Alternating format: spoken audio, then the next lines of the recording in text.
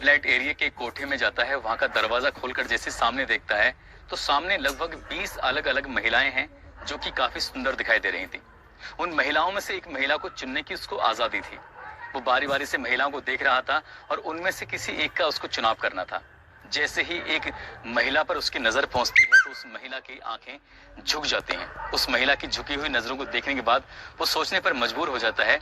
ऐसा लग रहा था कि ये चेहरा तो कोई जाना पहचाना चेहरा है, क्योंकि उसके पहनावे, उसके कपड़े अब से पहले शायद उसने इस तरह से कभी उसे देखा नहीं था। वो उसी महिला का चयन करता है और उसे कमरे के अंदर लेके जाता है। जब उससे बातचीत करता है तो पता चलता है कि वो महिला कोई और नहीं बल्कि उसी की धर्म पत्नी है, उसी की बीवी है।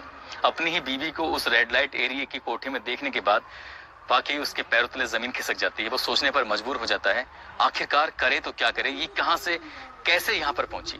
बहुत सारे सवाल थे, उन सवालों के जवाब वो जानने की कोशिश में था। और जब सवालों के जवाब जानता है तो वो एक ऐसा कदम उठाता है जिस कदम को सुनने के बाद शायद आप भी उसको सैल्यूट करने पर मजबूर हो जाएंगे। क्योंकि किसी भी महिला से चाहे छोटी से छोटी गलती हो, जाने में हो या अनजाने में हो जाए तो उसकी गलती माफ नहीं होती है, बल्कि पुरुषों की गलती को कई बार नजरअंदाज कर दिया जाता है। मगर इस पुरुष ने उस महिला की तमाम गलतियों को नजरअंदाज करते हुए जो कदम उठाया है, वाकई सैल्यूट वाला कदम उठाया। को सुनाने जा रहा हूं, ये सच्ची घटना है कर्नाटक प्रदेश की राजधानी बेंगलुरु की। दरअसल एक व्यक्ति जिसका नाम साहिल है, जो कि बेंगलुरु शहर का रहने वाला है, एक मल्टीनेशनल कंपनी में काम करता था। मल्टीनेशनल कंपनी में काम करता था। उसकी कंपनी ने उसको एक असाइनमेंट के लिए बुलाया था मुंबई में बुलाया गया था कि आपको यहाँ पर आना है कुछ समय के लिए। अभी 2 या 3 महीने ही हुए थे उसकी शादी को। अपनी पत्नी को छोड़कर वो जाना नहीं चाहता था, लेकिन मल्टीनेशनल कंपनी का, जिस कंपनी में काम कर रहा था, उस कंपनी का मामला था, आखिरकार उसको जाना पड़ता है। जब वो वहां पहुंच जाता है, 1-2 हफ्ते काम करता है। 1-2 हफ्ते काम करने के बाद अपनी पत्नी से बातचीत करता है, कहता है कि क्या तुम मुंबई घूमना चाहोगी। जैसे ये बात अपनी पत्नी से कहता है तो उसकी पत्नी एकदम खुश हो जाती है, खिलखिला जाती है। कहती है कि मेरा तो सपना था बचपन का, बचपन से ही मैं चाहती कि मुंबई जाऊं, वहां जाके देखूं। आज तक तो मैंने सिर्फ मुंबई को टेलीविजन पे या फिर फिल्मों में देखा है, साक्षात देखने को मिलेगा तो कितनी अच्छी बात है। जब अपने पति से इस तरह की बातें करती है तो उसका पति कहता है, परेशान होने की जरूरत नहीं है, 7 अक्टूबर 2011 का तुम्हारा रिजर्वेशन करा दिया गया है। फला तारीख को फला वक्त में आपकी ट्रेन मिलेगी। आप आराम से बेंगलोर से मुंबई का सफर पूरा करके सीधा मुंबई आइए, मैं तुम्हारा इंतजार करूंगा। वो दिन भी आता है और जब दिन आता है वो घर से कुछ तैयारी के साथ सीधा बेंगलोर के रेलवे स्टेशन पे जाती है और अपनी निर्धारित ट्रेन, अपनी निर्धारित बोगी, अपनी निर्धारित बर्थ पर जाकर बैठ जाती है। और सबसे पहले फोन करती है अपने सास और ससुर को। कहती है कि मम्मी पापा, मैं ट्रेन में बैठ गई हूँ और लगभग 1000 किलोमीटर का ये सफर है, 16-17 घंटे में पूरा हो जाएगा और मैं साहिल के पास पहुंच जाऊंगी। पहला फोन हो चुका था, दूसरा फोन वो अपने पति को करती है। अपने पति से कहती है कि जी मैं ट्रेन के अंदर बैठ गई हूँ और मैं जल्दी से आपके पास पहुंच जाऊंगी, आप परेशान मत होना। तो साहिल कहता है कि परेशान मुझे नहीं, परेशान तुम मत होना, बिल्कुल घबराने की जरूरत नहीं है, किसी से ज्यादा बातचीत मत करना, अपने सफर पर ध्यान देना और कोई ऐसी वैसी चीज मत देना, किसी के खाने वाने की चीज हो। इस तरह की समझाने की कोशिश भी करता है। अब ट्रेन ये मुंबई के सफर के लिए चल पड़ती है। जैसे ही मुंबई के सफर के लिए ट्रेन चल पड़ती है तो जिस बोगी में, जिस बर्थ पर वो बैठी हुई है, सामने वाली बर्थ पर 2 व्यक्ति बैठे हुए हैं, एकदम अनजान व्यक्ति, एक दूसरे से बातचीत भी नहीं कर रहे हैं। मगर धीरे धीरे जब सफर आगे की तरफ चलता है तो वो दोनों व्यक्ति आपस में एक दूसरे का इंट्रोडक्शन लेते हैं, एक दूसरे से परिचय लेते हैं कि तुम कौन हो, कहाँ से जा रहे हो, कहाँ से आ रहे हो, इस तरह की बातें वो करते हैं। ये महिला किसी से बातचीत भी नहीं कर रही है, नाम तानिया है। तानिया किसी से बातचीत नहीं कर रही थी।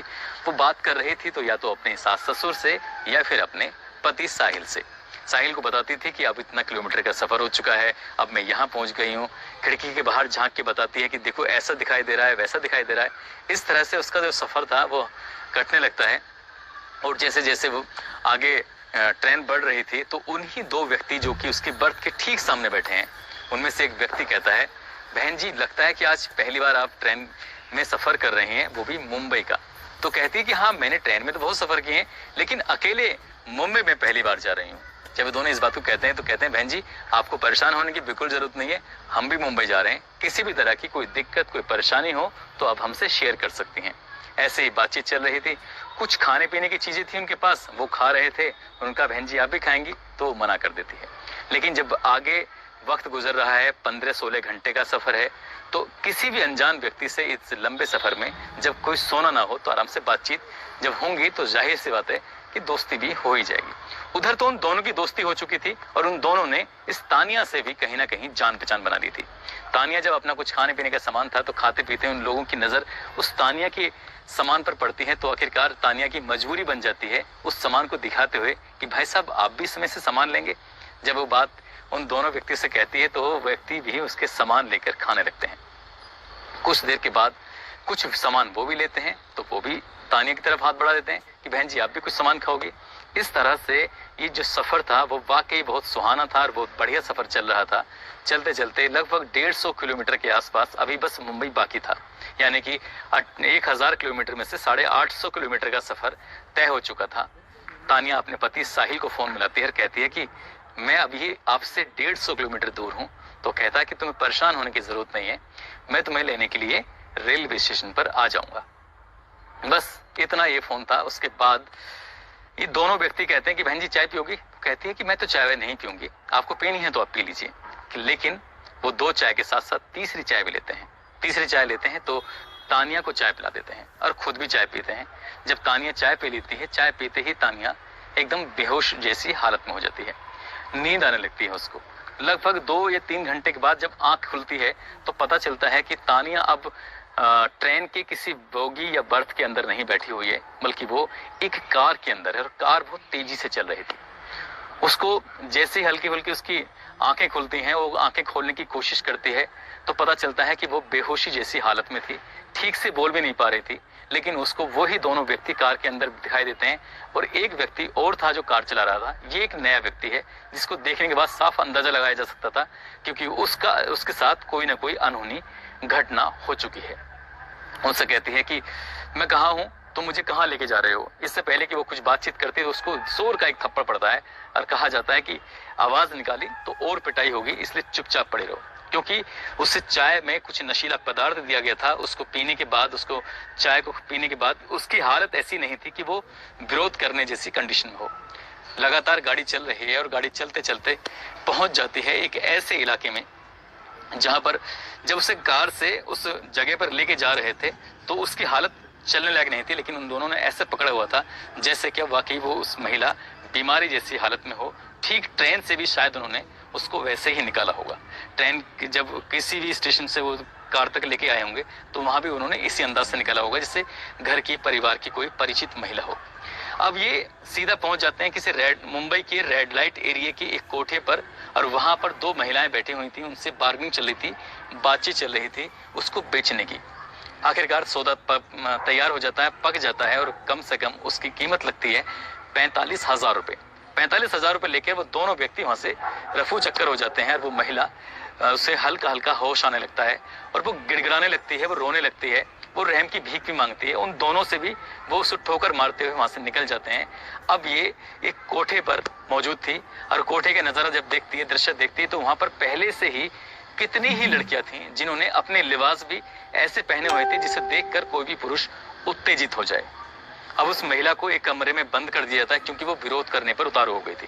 वो चीख रही थी, चिल्ला रही थी, इसलिए उसको बांध कर एक कुर्सी पर रखा जाता है और चिल्लाए ना इसलिए उसका मुंह भी बंद कर दिया जाता है। बात 7 अक्टूबर को वो घर से चली थी। अब ये 8 अक्टूबर, 9 अक्टूबर इस तरह से एक एक दिन गुजरने लगता है और धीरे धीरे करके लगभग 15 दिन गुजर जाते हैं।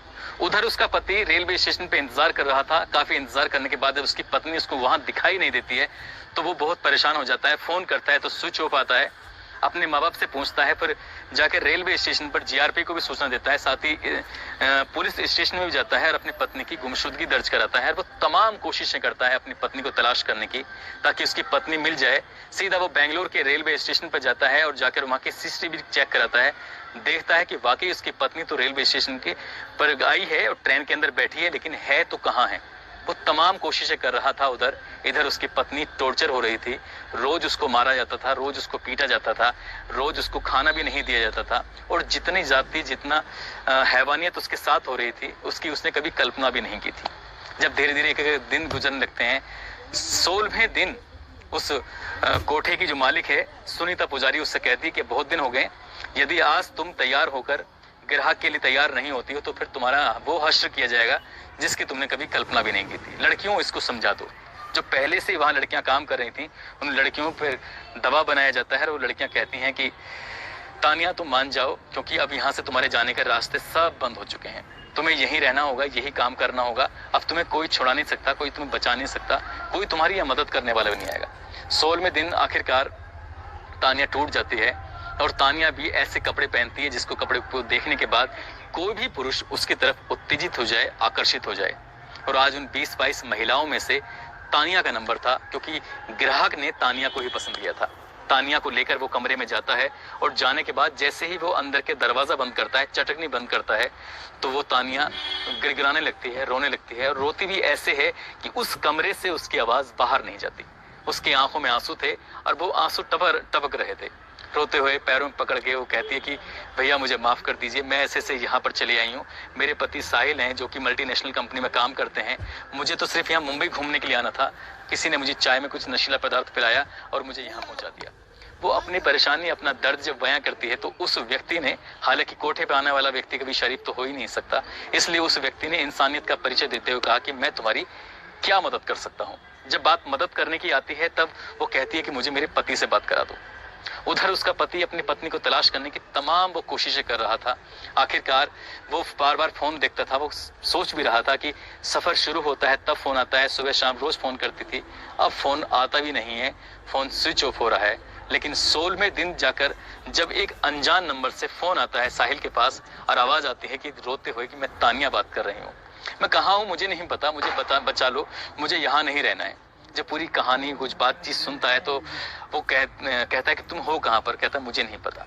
तानिया मना करती थी, मुझे कुछ नहीं पता, ये कहाँ है, किस कमरे में है, किस कोठे पर है, किस रेड लाइट एरिया में है, वो इलाका कौन सा है, सारी जानकारी वो व्यक्ति देता है जो व्यक्ति अभी तक उसकी मदद कर रहा था। साहिल को जब उसकी सूचना मिल जाती है तो साहिल सोचने पर मजबूर हो जाता है कि आखिरकार करूं तो क्या करूं, इसको कैसे बचाऊं। जब बात बचाने की आती है वो कहता है कि पुलिस के पास जाऊंगा, पुलिस वहां पर छापा मारेगी तो पता चला कि वो कोठे से गायब कर दिया है, कुछ उसको नुकसान पहुंचा दिया, तो इसलिए वो ऐसा कुछ नहीं करता है और वो सीधा बजाय पुलिस की मदद लेने के वो सीधा पहुंच जाता है ग्राहक बनकर उसी कोठे पर। और उसी कोठे पर जाने के बाद तब तक वो पुराना ग्राहक जा चुका था, अब नया ग्राहक साहिल बनकर आता है और उन महिलाओं में से तलाश करता है, अपनी बीवी को ढूंढने की कोशिश करता है। हर महिला को रिजेक्ट कर देता है, ये नहीं चाहिए, ये नहीं चाहिए, ये नहीं चाहिए। जब नंबर आता है तानिया का कि हाँ एक लड़की जो नई वाली है उसको लिखाओ, शायद उसको ये पसंद कर लेगा। तानिया को देखता है, तानिया को देखते ही उसकी बीवी की नजरें झुक जाती हैं, डबडबाने लगती हैं, आंखों से आंसू टपकने लगते हैं और वो अपनी पत्नी को देखकर हैरान था, परेशान था और सीधा कहता है कि मुझे यही लड़की चाहिए। उसको लेकर वो कोठे के अंदर जाता है और उसकी पूरी कहानी सुनता है कि आखिरकार यहाँ कैसे पहुंची। वो अपनी पत्नी से नाराज नहीं होता बल्कि उसको सीने से लगाता है और उसे कहता है कि तुम्हें परेशान होने की जरूरत नहीं है, अब जरूरत है हमें ठंडे दिमाग से काम लेने की और यहाँ से सोचो कि निकले कैसे। हमने यहाँ से भागने की कोशिश की तो ये लोग हम पे हमला कर देंगे, हमें मार भी सकते हैं, हमें नुकसान पहुंचा सकते हैं।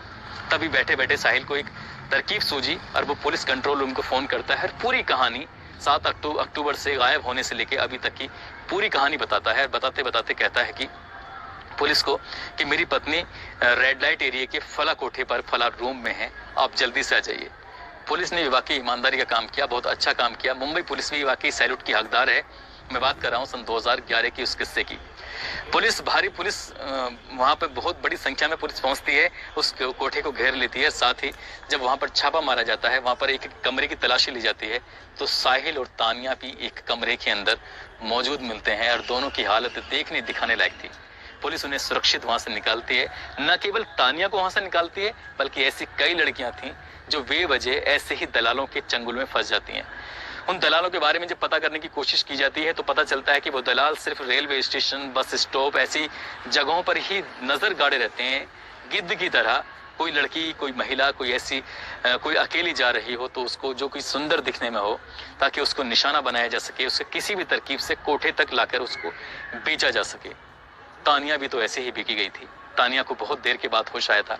हालांकि वो अपने पति के पास थी। पुलिस ने उसको छोड़ाकर यहाँ से वापस बेंगलोर उन दोनों को भेज दिया और पुलिस ने जब यहाँ से इसकी जो मालकिन है कोठी की, सुनीता पुजारी और रमीदा शेख, इन दोनों के साथ साथ 2 और व्यक्तियों को गिरफ्तार किया। साथ ही इन चारों की मदद से उन दोनों दलालों को भी कई दिनों की मशक्कत के बाद आखिरकार गिरफ्तार कर लिया। दोस्तों, ये वाकई साहिल ने बहुत ही अच्छा, बहुत ही इंसानियत का, बहुत नेक काम किया जो उसने अपनी पत्नी की जिंदगी को बचाया। कोई भी अगर व्यक्ति होगा तो शायद अपनी पत्नी की इतनी छोटी सी बात को देखते हुए उस पर तमाम तरह के लांछन लगा सकता था और कह सकता था कि तुम यहीं कोठे पे रहो, अब मेरी जिंदगी